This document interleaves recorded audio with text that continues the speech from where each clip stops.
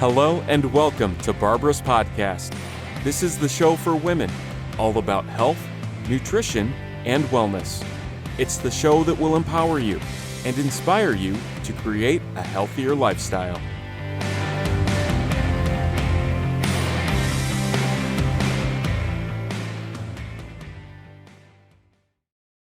Hello and welcome. I'm Barbara Carafocas, a holistic nutritionist, and I would like to welcome Clarissa Gannon, the owner of Vegan Fit for Life, and she's also a certified fitness and nutritionist coach. So welcome, Clarissa. Thank you, Barbara, for having me on today. I'm really looking forward to having a conversation. Yes, me too. Could you tell us more about your journey into the fitness industry and what inspired you to create Vegan Fit for Life? I can. We're going to go with the more condensed version this morning because I know your listeners have a short period of time. Growing up, I was not athletic. Like I did a lot of things in the house, and we grew up on a farm, and we weren't active in sports or athletics at all. And it wasn't until I'd had 3 of my children that I decided that I needed to pursue a career that would require me to have a stronger physique than I had. And so that is when I started exercising. I think I was like 30. And in doing that, in walking into the gym and building my body to be stronger, I found a lot of increase in my self-confidence. And as that journey progressed, I saw a lot of positive change in my life because, I was more confident in myself, and I felt that this was an experience that other women needed to find and be able to experience, just because it was having such a profound effect on like my entire outlook of life. And so that is when I shifted and started focusing on the personal training aspect of, being able to share that journey of getting stronger with other women. And I worked in commercial gyms for quite a while. And in 2014, I kind of stepped back a little bit from the in-person training and sort of branched off to the online coaching. And that's how our presence was born online. Okay. And with doing that, we didn't see a whole lot of growth, nothing significant really, until the pandemic. And then everyone was, rushing in to get stronger, to get healthier, because they were concerned about their health. And that's really where the foundation of our business came from, Vegan Fit for Life. So something good did come out of the pandemic. Yes, definitely it did. Yes, we've been able to help a lot of women over the last 4 years. So transitioning to vegan lifestyle, what made you decide vegan? And I know you had some health digestive issues, which led you to make this change. And how did that impact your life?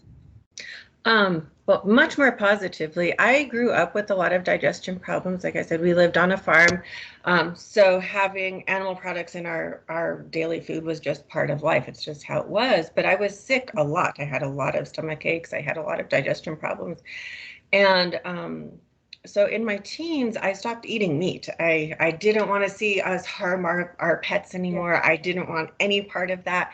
And when I stopped eating meat, I connected the dots and noticed how much better I felt.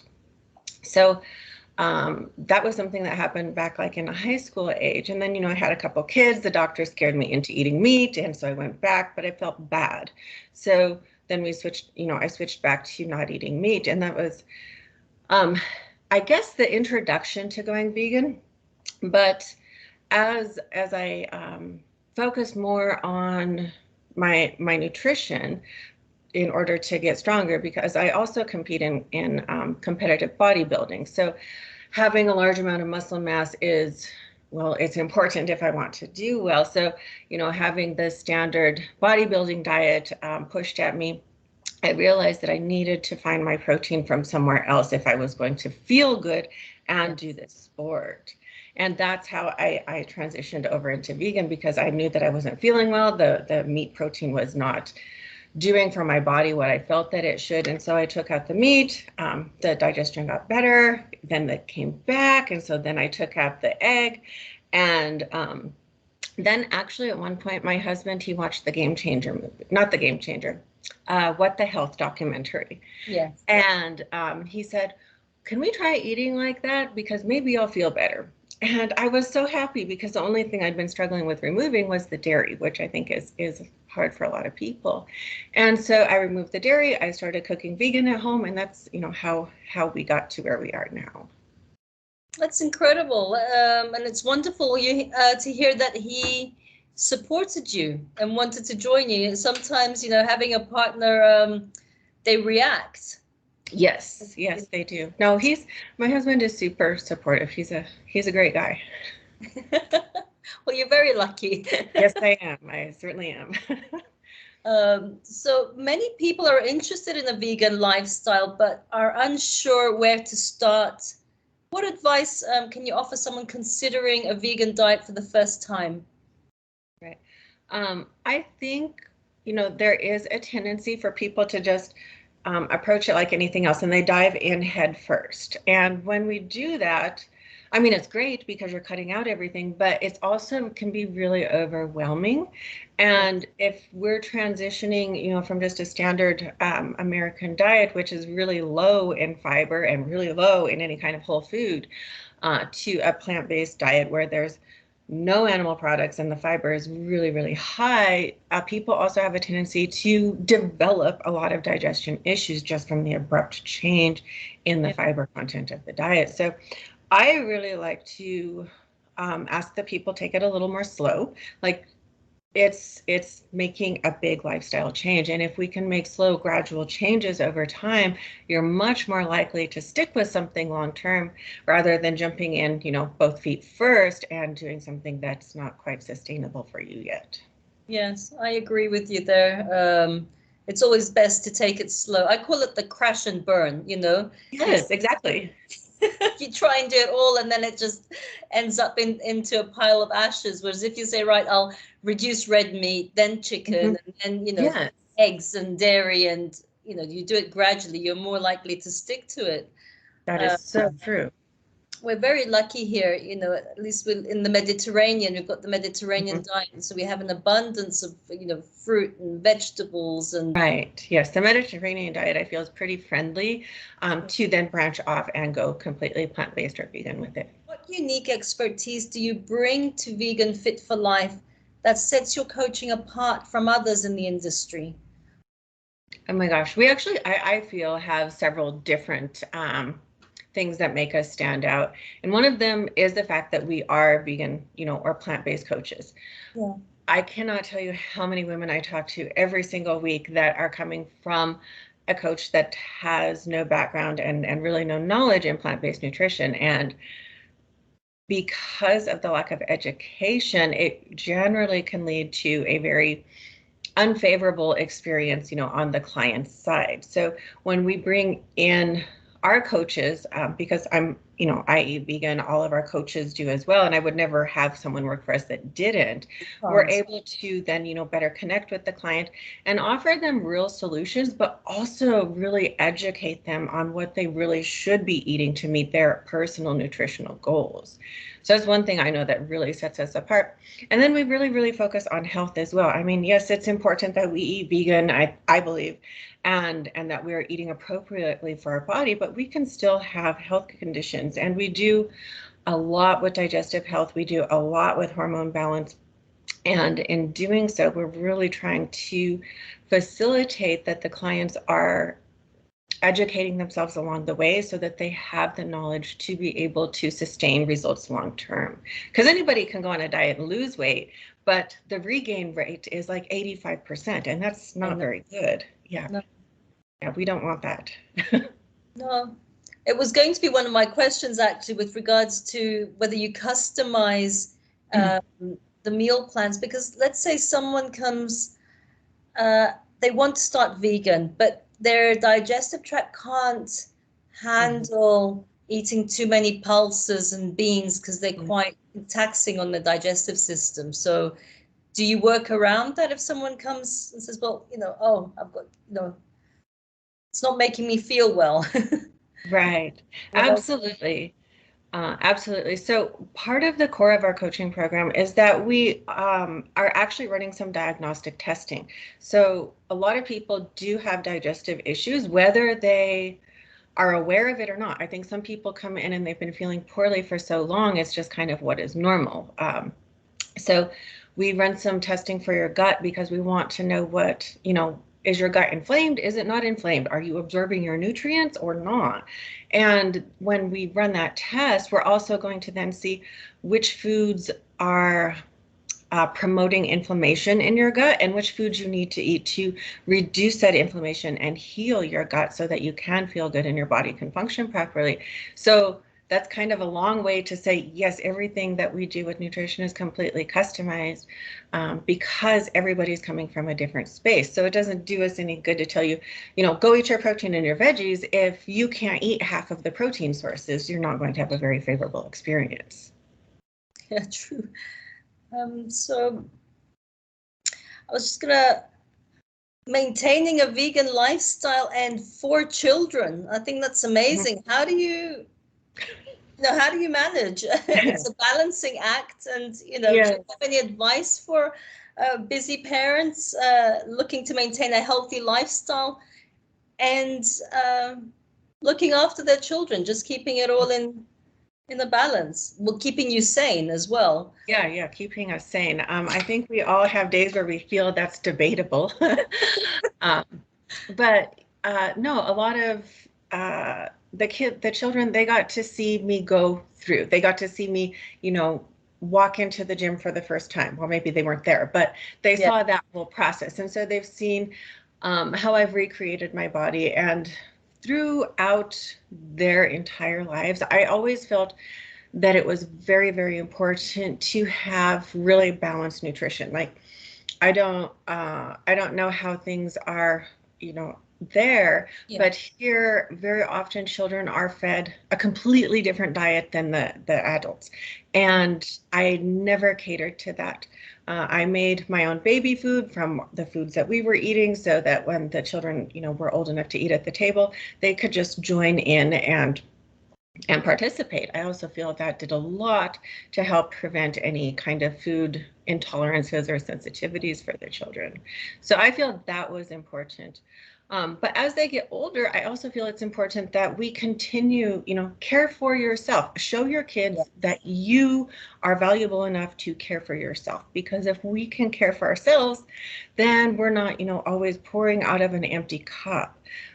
Because if our health is declining, we really can't take care of those that we love. So we are a priority. And when we set that example, it teaches them also that they are valuable. So I've been super fortunate, super blessed to see my kids grow up, because they're most of them are big now and living out of the house.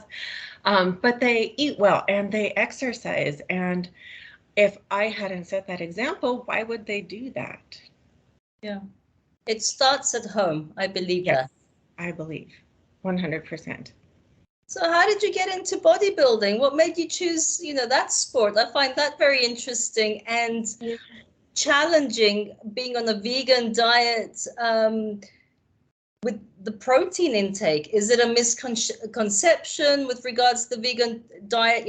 Am I getting enough protein? And being a bodybuilder, having that as well, as a challenge. Yeah, I mean, protein, there are guidelines that are based on your weight and your goals and all of that. Personally, I listen to a lot of feedback from my body. So if I am eating a certain amount of protein and I don't feel like I'm recovering, I will increase it a little bit and see if that helps. If not, then it usually goes back to some other issue. But why did I choose bodybuilding? It seemed like at the time when I decided to compete that it was just kind of like the next logical step in my journey. Like when I found the gym and started working out, I was very, very small in stature. Like my total adult weight for most of my life outside of pregnancies was around 108 pounds. So to build my body up and, build all of this muscle into it and make it stronger, it just seemed very, very logical that I would step into bodybuilding. And not so much that I'm this super competitive person and think that I can beat everyone, because I don't think that. But I do really enjoy the whole process of getting on stage and then looking back to see where I was at the previous competition, because truly what I believe is our only competition is ourselves. And if we're constantly striving to improve and do better, it can be a really phenomenal journey. If you're comparing yourself to everybody else, it's probably not going to be very phenomenal. I agree with you there, because I'm a triathlete. Okay, awesome. So exactly the same. I felt I needed a challenge in life, and I started, I don't know when did I, 7 years ago or so. Okay. But it's exactly the same thing. I think every year I compete against myself. Yes. To see, how I performed the year before in the exact same race to today. Yes, absolutely. I agree. Because we're our own competition. We're not in a race or a competition with anyone else. You're just beating, the person that you were at the last event. Last event. Yeah. So have you got any tips perhaps on improving health? Maybe some general tips that someone can apply to their lives? Right. It's so varied, but some of the foundational pieces that we always love to start with, because coaching can get very in-depth as far as recommendations and protocols and supplements, but if we don't have a foundation, all of those things are really useless, and you're probably just wasting some money. So one of the best things that we can do is caring for ourselves, right? Yeah. And one of the best ways to do that is to exercise, eat right. But I think one of the foundational pieces that's missing for a lot of women, especially because we're busy and we're caring for everyone else, is also prioritizing our own rest, our own recovery. So maybe that looks like not exercising 7 days a week and taking a rest day. Maybe that looks like going to bed a little bit earlier, or shutting the TV off a little bit earlier so you can get to sleep. But really working to prioritize rest has such a huge value, because our body can't rest if it's constantly going. And when we're constantly going, we can develop, problems with cortisol. We can develop hormone issues. We can, not see the muscle progress or the strength progress that we're wanting to see in the gym. And it all can be traced back to just insufficient rest. So that's one of the foundational pieces. And one of the very first things we work on with everyone is just really trying to prioritize rest and recovery. And then from there, we can build out lots of things to build on. How would you get another mother to prioritize giving more attention to herself? Because that's a hard one, I find. Sometimes, busy moms get caught up, looking after their children, their husband, their careers, and then they don't prioritize themselves. Right. Yeah, I think some of the reason that we don't is because we have a tendency to think that it has to be, we can only prioritize our health, by doing X, Y, Z. But really, there's so many different forms of self-care and so many things that can help to improve our health that don't have to take an hour. Honestly, you can do squats, you could do lunges while you're getting ready for work. I've had some lady do them in the shower. That's not something I'd recommend, just because, what if you fall? But movement, adding movement does not mean that you have to go do a sweaty workout for an hour. You can really do basic body movements throughout the day that are going to help strengthen your body. Something that I love to recommend is, a lot of us have a job where we sit.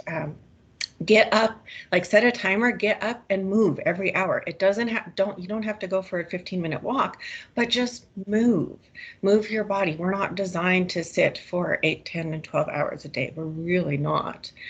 So those are some things that we can do to start prioritizing our health, and then making those changes in our nutrition, because that's going to help us from the inside out.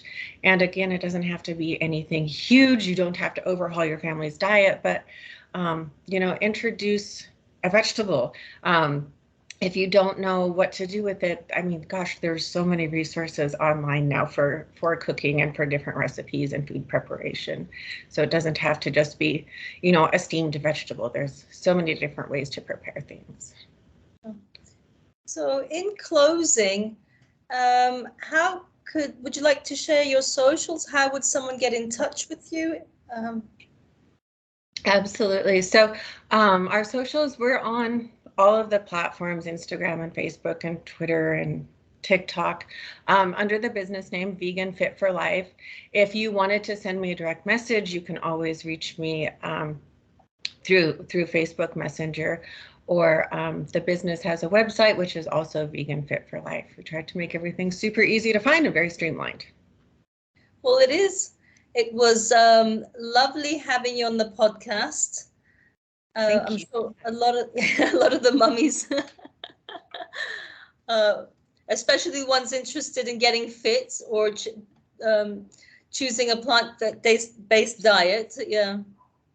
Yeah. No, I hope they found some value. I think we just have that tendency to make any kind of change really overwhelming, and it doesn't need to be. Like we talked about, those baby steps are much more valuable and much more can have that long-term impact that they're looking for. So, thank you again. Yes, thank you, Barbara. I really enjoyed speaking with you today. Same here.